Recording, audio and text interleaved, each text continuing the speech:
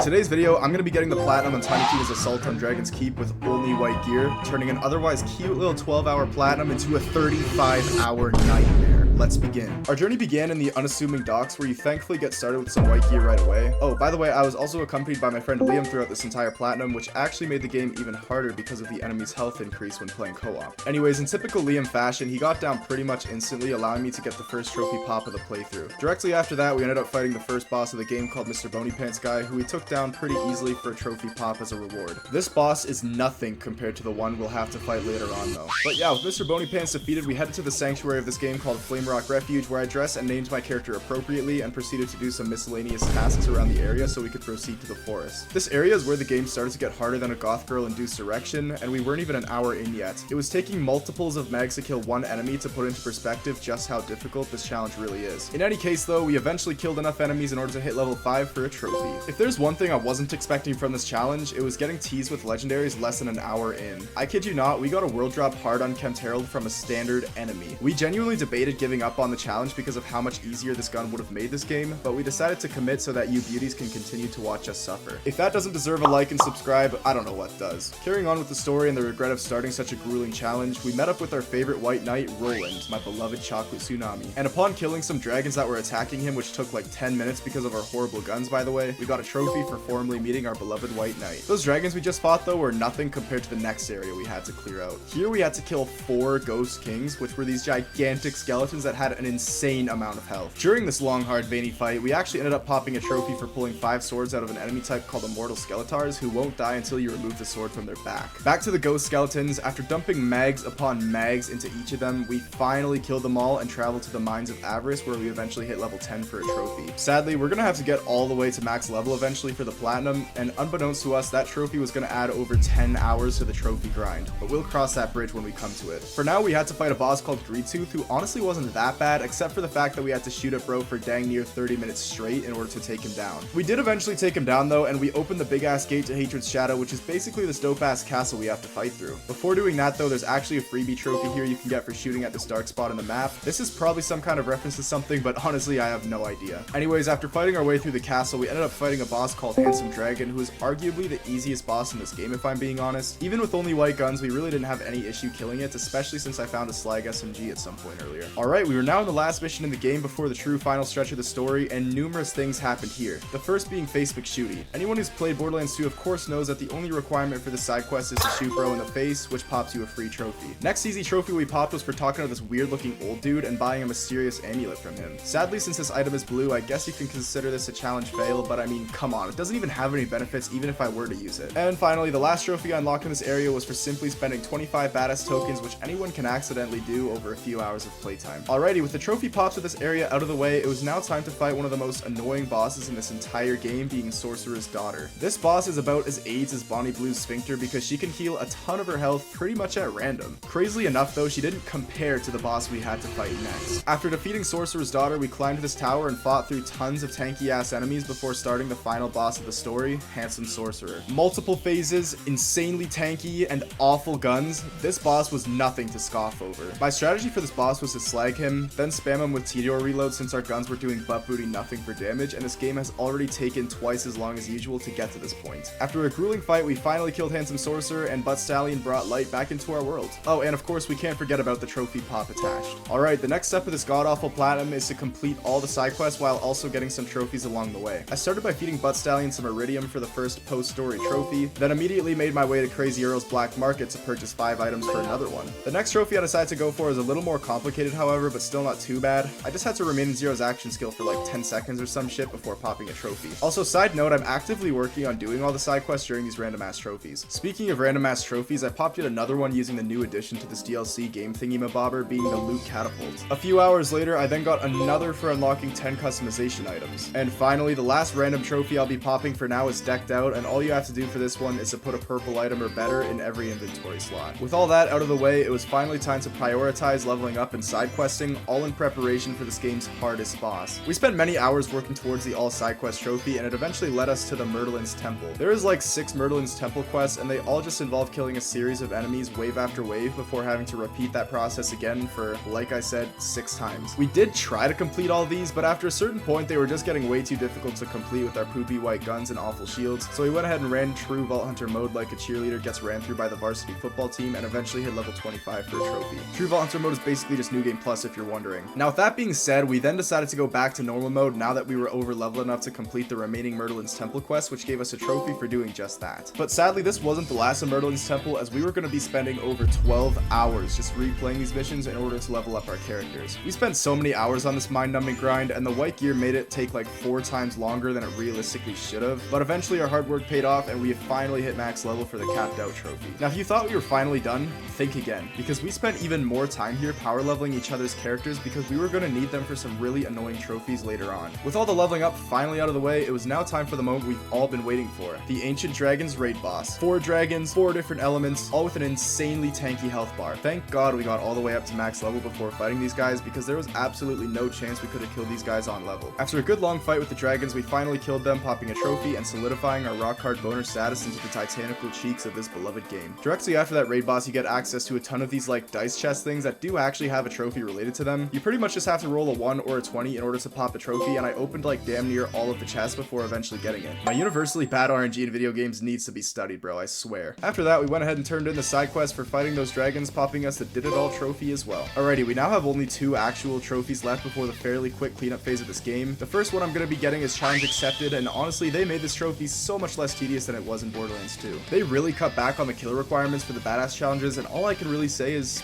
thank you, Daddy Pitchford. And at last, my least favorite trophy in the entirety of this game, Cute Loot. Oh my f***ing god. I hate this trophy so much. The only chubby available in this game is Chubby Bones, which happens to be a very rare chubby type if you were to play this game as a DLC on Borderlands 2. So you already know we were in for a grind. Liam and I in separate saves just kept save quitting over and over again, farming this one area, praying for a Chubby Bones, until eventually this happened. I got him! I got him! I got him! I got him!